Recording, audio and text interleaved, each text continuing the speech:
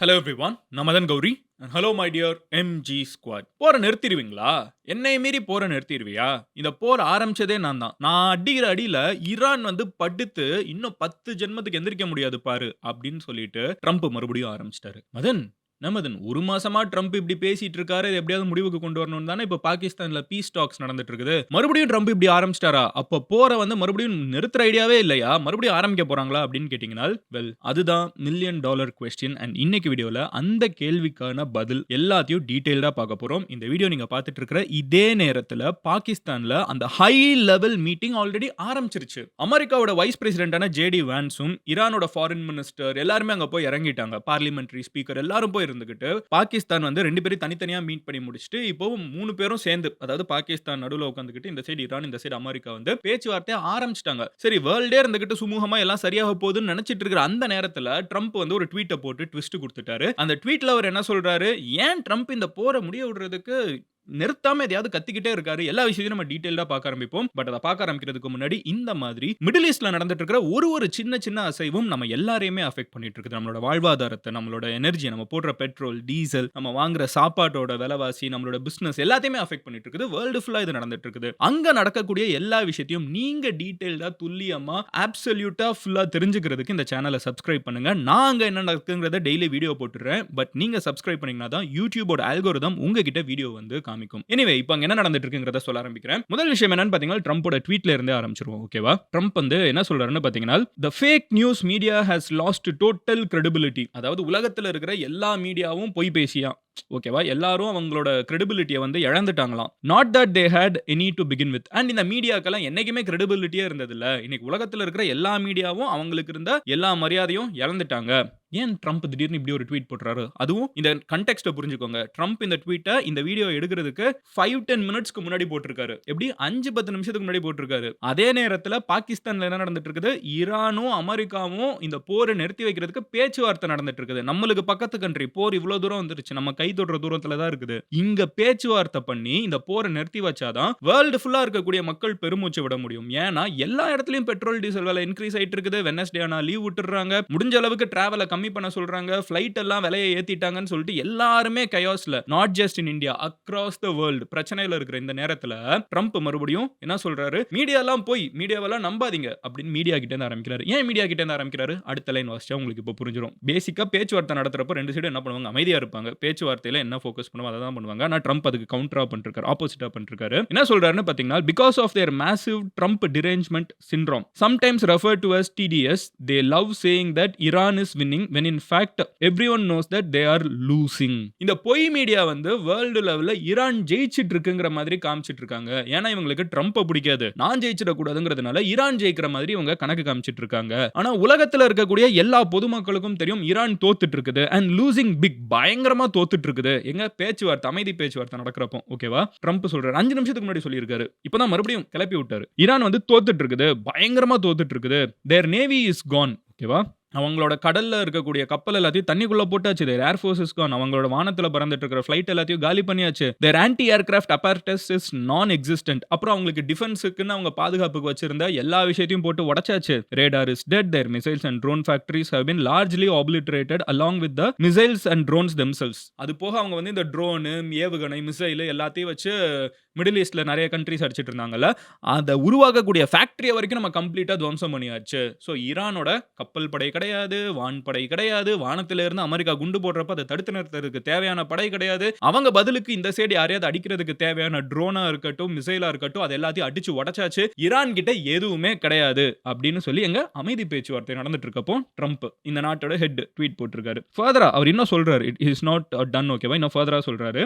And most importantly their long time leaders are no longer with us, praise be to Allah. எனக்கு இது என்ன மாதிரி ஒரு சாடிசம்னே எனக்கு புரியல. மறுபடியும் இஸ்லாமை வந்து கொச்சைப்படுத்தி ட்ரம்ப் வந்து அதுல ஹை ஆயிட்டு இருக்காரு. ட்ரம்ப் மறுபடியும் என்ன சொல்றாருன்னு பாத்தீங்கன்னா, அவங்களோட பல வருஷ தலைவர்கள், அதுவும் அவர் சொல்றது யாரு? சுப்ரீம் லீடர் அலி காமனே. அவங்கள தான் முதல்ல கொண்டு ஆரம்பிச்சாங்க. கரெக்டா? அலி காமனே அவங்க ஊர்ல வந்து கடவுளோட ஒரு முக்கியமான என்ன சொல்ல, அந்த ரிலீஜியஸ் ஆஸ்பெக்ட்டுக்குமே அவர் தான் ஹெட்.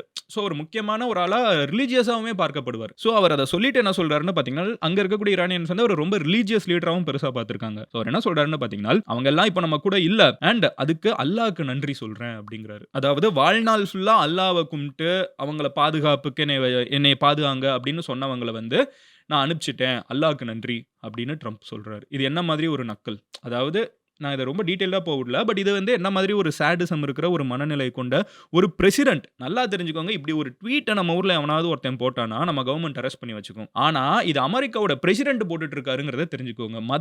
மதத்த வச்சு தாக்குறாரு. இவ்ளோ சீப்பான ஒரு விஷயம். ஃபர்தரா அவர் என்ன சொல்றாரு அப்படின்னு பார்த்தீங்கன்னா, "The only thing they have going is the threat that a ship may bunk into one of their sea mines." அவங்களுக்கு இருக்கிற ஒரே விஷயம் என்னன்னா, அவங்களோட கடலுக்குள்ள அவங்க வச்ச மைன்ஸ்ல வந்து ஏதாவது ஒரு கப்பல் பற்றுங்கிறது தான். அது என்ன மேட்டர்ன்னு பார்த்தீங்கன்னா, ஸ்ட்ரெய்ட் ஆஃப் ஹோர்முஸ் ஒரு சின்ன இடம். ஒரு 33 கிலோமீட்டர். 33 கிலோமீட்டர்ங்கிறது உலக மேப்ல சின்ன இடம். But 33 kilometre is a vast area கரெக்ட்டா. 33 கிலோமீட்டர் நம்ம வந்து சென்னையோட ஒரு எண்டுல இருந்து இன்னொரு எண்டுக்கே போயிடலாம். அவ்ளோ பெரிய தூரத்துக்கு வந்து ஒரு கடல் பகுதி. இந்த கடல் பகுதி வழியா தான் நம்ம அதான் குளோபல் மேப்ல அது சின்ன இடமா இருந்தாலும், இந்த கடல் பகுதி வழியா தான் உலகத்துல இருக்கக்கூடிய ஒரு 20-30% எனர்ஜி வந்து ஃப்ளோ ஆயிட்டு இருக்குது. அத தான் ஸ்ட்ரெய்ட் ஆஃப் ஹோர்முஸ்ம்பாங்க. அத தான் வந்து ஈரான் கண்ட்ரோல் பண்றாங்க. ஈரான் எப்படி கண்ட்ரோல் பண்ணாங்க? ஈரான் எப்படி இவ்ளோ பெரிய இடத்த மூட முடியும்? கேட் போட்டு மூடுனாங்களா? நோ. அவங்க என்ன பண்ணிட்டாங்கன்னு பார்த்தீங்கன்னா, கடலுக்குள்ள பயங்கரமா குண்டுகள வச்சுட்டாங்க. இந்த பழைய விஜயகாந்த் படத்துலலாம் காமிப்பாங்க.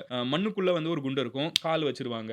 அப்புறம் அவங்க கால் எடுத்தாங்கன்னா அது வெடிச்சிரும். அந்த மாதிரி கடலுக்கு ஃபுல்லா வந்து மைன் வச்சுட்டாங்க. ஓகேவா? இந்த மைன் என்ன பண்ணும்னு பார்த்தீங்கன்னா, மேல ஏதாவது கப்பல் வந்துச்சுன்னா, லைட்டா போய் பட்டுரும். பட்டுருச்சுன்னா மொத்த கப்பலே வெடிச்சிரும். சின்ன இதுதான். ஆனா அவ்ளோ பெரிய இம்பாக்ட்ட கிரியேட் பண்ணி விட்டுரும்.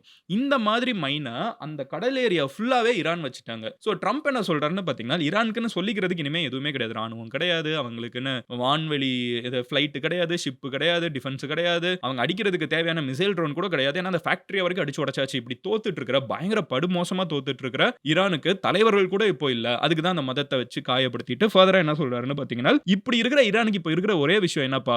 இந்த கப்பல்கள வந்து நீ வந்து மைன வச்சு அடிச்சிருவேங்கிறது தானே. அதுதான் அவங்க கிட்ட இருக்க மிகப்பெரிய கெப்பாசிட்டியே.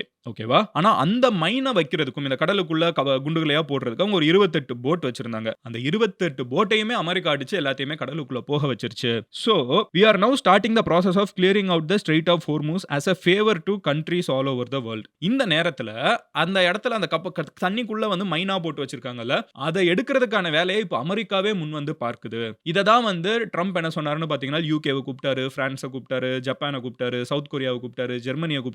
வாங்கப்பா எல்லாரும் தானே இந்த எண்ணெய் பிரச்சனையினால பாதிக்கப்படுறீங்க. நம்ம எல்லாரும் உள்ளுக்குள்ள போய் இந்த குண்டெல்லாம் தூக்கி வெளிய போடலாம் அப்படின்னு சொன்னாரு. ஏன்னா 33 கிலோமீட்டருக்கு தேடணும்னா, கடலுக்குள்ள தண்ணிக்குள்ள தேடணும்னா அது நார்மல் டாஸ்க் கிடையாது கரெக்ட்டா? எல்லாரோட நேவியவும் கூப்பிட்டாரு. எவனுமே மதிக்கல. இப்ப ட்ரம்ப் என்ன சொல்றாருன்னு பார்த்தீங்கன்னா, நானே அதையும் பண்றேன். எவனுமே வரலன்னா அமெரிக்கா அதையும் பண்ணும் அப்படின்னு சொல்லி ட்ரம்ப் சொல்றாரு. அண்ட் இதுக்கு வந்து உலகத்துல இருக்கக்கூடிய எல்லா கண்ட்ரீஸ்க்கும் நான் ஒரு ஃபேவரா இத பண்றேன். நன்றி கடனா நீங்க எனக்கு இருக்கணும். அப்ப ஃபேவர் ஹெல்ப்க்கும் ஃபேவருக்கும் ஒரு வித்தியாசம் இருக்குது. ஃபேவர் வந்து ஓகே நீ பழகிட்டே உனக்காக நான் செய்றேங்கிற மாதிரி. சோ அந்த ஃபேவரா நான் பண்றேன்.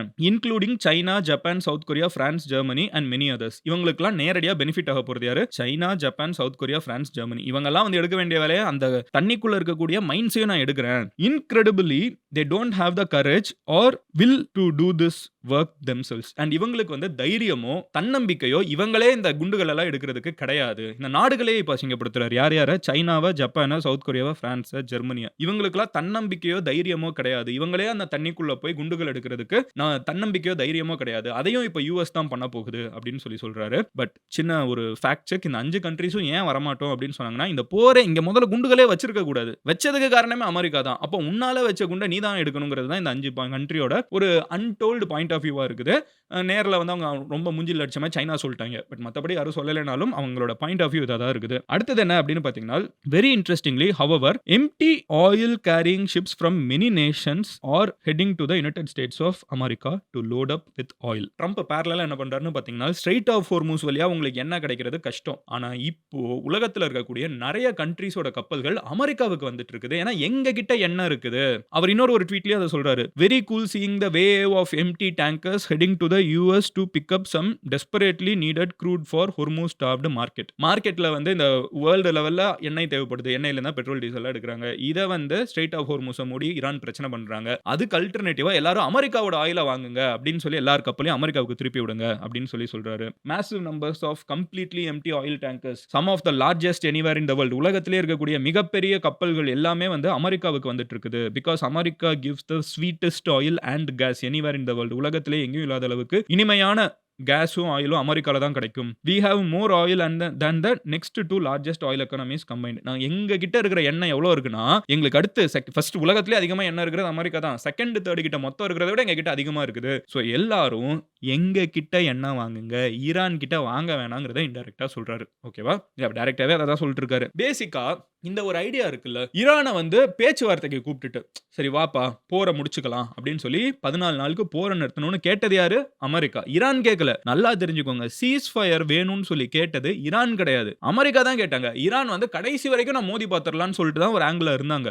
ஆனா பேசலாம் அப்படின்னு சொல்லி பாகிஸ்தான பிரஷர் பண்ணி பாகிஸ்தான பேச வச்சு மீடியேட்டர் வேலை பார்க்க விட்டு 2 பேரையுமே கூப்பிட்டு உட்கார வச்சது அமெரிக்கா தான். ட்ரம்ப் வந்து ஒரு சைடு அவரோட வைஸ் பிரசிடென்ட் அனுப்பிச்சு ஈரானோட பேச்சுவார்த்தை நடத்துன்னு சொல்லிட்டு இருக்கிற அதே நேரத்துல வேர்ல்டு ஃபுல்லா என்ன சொன்னாங்க? பாத்தியாப்பா ட்ரம்ப் உள்ளுக்குள்ள போறப்ப என்னலாமோ சொல்லிட்டு போனாரு. என்னமோ ஈரானியா அமெரிக்கா ஊதிடுனாரு, உதைச்சிருனாரு, மிதிச்சிருனாரு. ஆனா ஒண்ணுமே பண்ண முடியலையே. அமெரிக்கா இதுல தோத்துருச்சு தானே அப்படிங்கறத வந்து எல்லாருமே பப்ளிக்கா பேச ஆரம்பிச்சாச்சு. நம்ம யூடியூப் சேனல்ல இருந்து நீங்க நம்ம யாரு? நம்ம ரேண்டமா இந்தியால இருக்கக்கூடிய ஒரு யூடியூப் சேனல். நம்ம கிட்ட ஆரம்பிச்சு நீங்க கால்ஸா இருக்கட்டும், நீங்க வந்து குளோபல் லெவல்ல இருக்கக்கூடிய மிகப்பெரிய கமெண்டேட்டர்ஸ் வரைக்கும் ஓகேவா, நிறைய பேர் இத பப்ளிக்கா பேச ஆரம்பிச்சிட்டாங்க. இத வந்து அமெரிக்கால இருக்கக்கூடிய நிறைய பொதுமக்கள் வந்து அமெரிக்கா இதுல தோத்துருச்சுன்னு பேச ஆரம்பிச்சிட்டாங்க. ஓகேவா, நிறைய மீடியா கமெண்டேட்டர்ஸ், மீடியா ஹவுசஸே இப்படிலாம் நியூஸ் பப்ளிஷ் பண்ண ஆரம்பிச்சிட்டாங்க, இன்க்ளூடிங் நியூயார்க் டைம்ஸ். ட்ரம்ப் அதுல தான் ட்ரிகரா என்ன சொல்றாருன்னு பாத்தீங்கன்னா, ஈரான்ங்கிற ஒரு நாடே கிடையாதுங்க, அடிச்சு அடியில படுத்துட்டாங்க, உடைஞ்சிட்டாங்க, பிதுங்கிட்டாங்க, எல்லாத்தையும் சொல்றாரு. எல்லாம் அப்படி போய் காலியா கிடக்குது. இப்படி இருக்கிற ஈரான் எல்லாம் ஜெயிக்குதுன்னு யாராவது சொல்லலாமா? ஈரான் பயங்கரமா தோத்துருச்சு. அண்ட் இன்னொரு ஒரு பிரச்சனை இருக்குது. ஈரான்னால அங்க இருக்கிற மைன்ஸே எடுக்க முடியல. இது ஒரு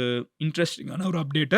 ஈரான் வந்து அமெரிக்கா வந்து இந்த ஸ்ட்ரெய்ட் ஆஃப் ஹோர்முஸ திறக்க ட்ரை பண்றாங்கன்னு தெரிஞ்ச உடனே கண்ட மணிக்கு கடல் ஃபுல்லா எல்லா இடத்துலயும் மைன போட்டு வச்சுட்டாங்க. அத ரெக்கார்ட் பண்ணாங்களான்னு கூட தெரியல. எங்கெங்க மைன் வச்சு எந்தெந்த இடத்துல வந்து குண்டு வச்சிருக்காங்கன்னு ரெக்கார்ட் பண்ணாங்களா கூட தெரியல. பட் கண்ட மணிக்கு ஃபுல்லா க்ளோஸ் பண்ணனும்னு வச்சுட்டாங்க. இப்போ ஈரானே நினைச்சா கூட உள்ளுக்குள்ள இருந்து எல்லா குண்டுகளையும் ஒரு கோல எடுக்க முடியல. இந்த பிரச்சனை இருக்குது and it needs extensive combing. இத சொல்லுவாங்கல, மொத்தமா வலிச்சு எடுத்து பார்க்கணும் எங்கெங்க குண்டு இருக்குன்னு. 33 கிலோமீட்டருக்கு பல கிலோமீட்டருக்கு ஸ்ட்ரெட்ச வந்து கம்ப்ளீட்டா தேடி பார்க்க வேண்டிய நிலைமையில தான் இப்போ இருக்குது. இதுதான் வேர்ல்ட் லெவல் பிரச்சனை. ஸ்ட்ரெய்ட் ஆஃப் ஹோர்முஸ் இந்த வீடியோ நீங்க பார்த்துட்டு இருக்கப்போ ஃபுல்லா ஓபன் ஆகவில்லை. அது என்னங்கறத நான் நாளைக்கு டீடைலா சொல்றேன். பட் கிரக்ஸ் என்ன அப்படின்னு பாத்தீங்கன்னா, இந்த இடத்துல இப்போ ஈரான் வந்து வேஸ்ட், ஈரானை நாங்க காலி பண்ணிட்டோம் அப்படின்னு சொல்லிட்டு அதுல மத ஆங்கிளே வச்சு நக்கல் அடிச்சுட்டு, நாங்க பெட்டரா இருக்கோம், என்கிட்ட என்ன இருக்குது, என்கிட்ட வாங்க. அப்ப ட்ரம்ப் வந்து இவ்வளவு நாள் நான் வந்து ஈரான் கிட்ட அணு ஆயுதம் இருக்குது, அதனால உள்ள போனேன்னு சொன்னதா இருக்கட்டும், ஈரான் வந்து ஆட்சி மோசமா இருக்குது, அதனால உள்ள போனேன்னு சொன்னதா இருக்கட்டும், ஈரான் மக்கள் வந்து இது சுதந்திரத்தை விரும்புறாங்க, அதுக்காக தான் உள்ளுக்குள்ள போனேன்னு சொன்னதா இருக்கட்டும், எல்லாமே கதை. கடைசியில ட்ரம்ப் எங்க வந்து நிக்கிறாரு? ஈரானோட ஆயிலை எடுக்கிறது கஷ்டம். ஏன்னா ஸ்ட்ரெய்ட் ஆஃப் ஹோர்முஸ் இன்னும் ஓபன் ஆகல. அதுக்கு அல்டர்னேட்டா எல்லாரும் அமெரிக்கா கிட்ட இருக்கிற ஆயில வாங்குங்க. ட்ரம்போட ஒரே பிட்ச் என்ன? என்கிட்ட வந்து எண்ணெய் நிறைய இருக்குது, ஈரானோட எண்ணெயை மறந்துருங்க. நீங்க இந்தியாவா இருக்கட்டும், ஸ்ரீலங்காவா இருக்கட்டும், ஏன் பாகிஸ்தானாவே கூட இருக்கட்டும், ஈரானோட பார்டரே கூட ஷேர் பண்ணிக்கோங்க. ஆனா உங்களுக்கு என்ன வேணும்னா கிளம்பி அமெரிக்கா உலகத்தோட மறுபக்கத்துக்கு வந்து இங்க இருந்து எண்ணெயை வாங்கிட்டு போங்க அப்படிங்கிறது தான் ட்ரம்போட மெசேஜா இருந்துட்டு இருக்குது. இப்போ பேச்சுவார்த்தையும் நடந்துட்டு இருக்குது. நீங்க இப்ப ஈரானோட பாயிண்ட் ஆஃப் வியூல யோசிச்சு பாருங்களேன். சும்மாவே ஈரான்காரங்க வந்து என்னடா எவ்வளவு அடிச்சாலும் பதில் கிடைக்கிறாங்கிற மாதிரி வந்து ஈரான் ஒரு கண்ட்ரியா இருக்காங்க. லிட்டரலா யோசிச்சு பாருங்க. உலகத்தோட மிகப்பெரிய கண்ட்ரி, அவ்வளோ பெரிய பணபலம், எல்லாத்தையும் வச்சுட்டு ஈரான்ங்கிற ஒரு நாட்டை போட்டு அடிக்கிறாங்க. அதுக்கு கூட சப்போர்ட்டா இஸ்ரேல் அடிக்கிறாங்க. இதுக்கு பேசஸ் வந்து மிடில் ஈஸ்ட் ஃபுல்லாவே இருக்குது. எல்லாத்தையும் தாங்கி ஈரான் இன்னும் நிக்கிறாங்க. எனக்கு தெரியல எத்தனை கண்ட்ரிஸ் இவ்வளோ தைரியமா எதிர்த்து நிக்க முடியும்னு. உண்மையிலே தெரியல. நிறைய கண்ட்ரிஸ் இப்ப வெனிசுலாலாம் பாத்தீங்கன்னா உள்ளுக்குள்ள போய் தூக்கிட்டு வந்துட்டாங்க இவங்க ஹெட். இங்க அப்படி இல்ல. கடைசி வரைக்கும் சண்டை போடுறாங்க. அந்த கடைசி ஈரானியன் இருக்கிற வரைக்கும் பரவாயில்ல, நான் செத்தாலும் பரவாயில்ல, நான் அவங்க கூட சண்டை போடுவேன் நிக்கிறாங்க. இப்படி இருக்கிறவங்களை நீங்க எப்படி தோக்கடிக்க முடியும்? சோ ட்ரம்ப் என்ன பண்றாரு? ட்ரிகர் பண்ணி அவருக்கு இது வேர்ல்டுக்கே தெரியுது. இதை எல்லாருமே பப்ளிக்கா சொல்றப்போ ட்ரம்ப் ட்ரிகர் ஆகி இல்ல நான் தான் ஜெயிச்சேன், ஈரான் தோத்துருச்சுன்னு அவரை சாட்டிஸ்ஃபை பண்றதுக்கு சொல்றாரு. பட் ஈரானோட பாயிண்ட் ஆஃப் வியூல பேச்சுவார்த்தை நடத்திட்டு இருக்கப்போ, அமைதி பேச்சுவார்த்தை நடத்திட்டு இருக்கப்போ, ஒரு பிரசிடென்ட் வந்து இப்படி ட்ரிகர் பண்ணிட்டே இருக்காரு. ஆப்போசிட்ல இருக்கிற ஆள் ஹெட் வந்து இப்படி பேசிட்டே இருந்தாருன்னா அவங்களுக்கு ட்ரிகர் ஆகுமா ஆகாதா? எனக்கு என்ன பயம்னா, இத பாகிஸ்தான் சொதப்புவாங்களோங்கிற பயம் கூட எனக்கு பெருசா கிடையாது. பாகிஸ்தான் கூட எப்படியாவது ஹேண்டில் பண்ணி குட்டிக்கரணம் நினைச்சு ஏதாவது பண்ணிடுவாங்கன்னு வச்சுக்கோங்க. ட்ரம்பே இதை சொதப்பிடுவாரோங்கிற பயம் தான் பெருசா இருக்குது. பேச்சுவார்த்தை நடந்து இந்த போர் நிக்க வேண்டியது நம்ம எல்லாருக்குமே நல்லது. இது மிடில் ஈஸ்ட்ல மட்டும் கிடையாது, ஈரானுக்கு அமெரிக்காவுக்கு மட்டும் கிடையாது. அங்க வாழக்கூடிய 1 கோடி இந்தியன்ஸ், நம்மளோட தொப்புள் கொடி உறவுகள், அங்க இருக்கக்கூடிய 1 crore நம்ம இந்தியன்ஸ் அங்க எத்தனை பேர் இருக்காங்க? தமிழ்ஸ் இருக்காங்க, மலையாளிஸ் இருக்காங்க, தெலுங்குஸ், கன்னடிகாஸ், மராட்டிஸ், சௌராஷ்டிரா, அவ்வளோ பேர் அங்க இருக்காங்க. அவங்க எல்லாருக்குமே வந்து நம்ம சேஃப்டி எது நம்ம ஆசைப்படணும். அதே மாதிரி வேர்ல்டு லெவல்ல விலைவாசி ஏறிட்டு இருக்குது. இப்ப டிராவல் பண்றதுக்கு நீங்க சும்மா ஃப்ளைட் டிக்கெட்லாம் பாருங்களேன். வேர்ல்டு லெவல்ல அதிகமாயிடுச்சு. ஏன்னா ஆயில் பிரச்சனை. வேர்ல்டு லெவல்ல இப்ப இந்த வண்டியில போயிட்டு வர்றது, ராபிடோ, கேப் எல்லா விலையும் இன்கிரீஸ் ஆகுது. தங்கம் இது தக்காளி வெங்காயம் விலையில வரைக்கும் எவ்ரிதிங் இஸ் கெட்டிங் காஸ்ட்லி. அப்ப இவ்ளோக்கும் ஒரு ஆளோட ஈகோ ஓடிட்டு இருக்குன்னா யோசிச்சு பாருங்களேன். ஒரு பிரசிடென்ட் சரி மீடியா ஏதோ பேசிட்டு போறாங்களே, உனக்கு என்ன? உனக்கு பீஸ் தான் முக்கியம். நான் போன வருஷம் தான் நோபல் பீஸ் பிரைஸ் வேணும்னு கேட்டேன். நீ அவ்ளோ நியாயமானவனா இருந்தேனா, நியாயஸ்தனா இருந்தேனா, உனக்கு அவன் என்ன பேசுறாங்கிறது பிரச்சனையா இருக்கக்கூடாதுல்ல. ஒரு பிரசிடென்ட்டா இருந்துகிட்டு இவ்ளோ ட்ரிகர் ஆனா எப்படி? ஒரு யூடியூபரா இருந்துகிட்டு நானே இன்னைக்கு மரம் மாதிரி ஆயிட்டேன். அது ஒரு பேசிக் எக்ஸாம்பிள் சொல்றேன். நம்மளுக்குலாம் இருக்கிறது ஒரு பிரச்சனையா? நம்மள யாராவது கலாய்ச்சாங்கன்னா, நான் என்ன பண்ணுவேன் நம்ம கண்டுக்க கூட தோணாது. பை திஸ் டைம் எனக்கு ஒரு 8 இயர்ஸ் 9 இயர்ஸ் இருக்கிறப்போ இன்டர்நெட்ல யார் என்ன பேசினாலும் அதெல்லாம் என் காதுல கூட வாங்கிக்க மாட்டேன். நான் பாட்டுக்கு என் வேலைய பார்த்துட்டு ஓடிட்டே இருப்பேன். இது எனக்கு இருக்கிற maturity at this very very small scale.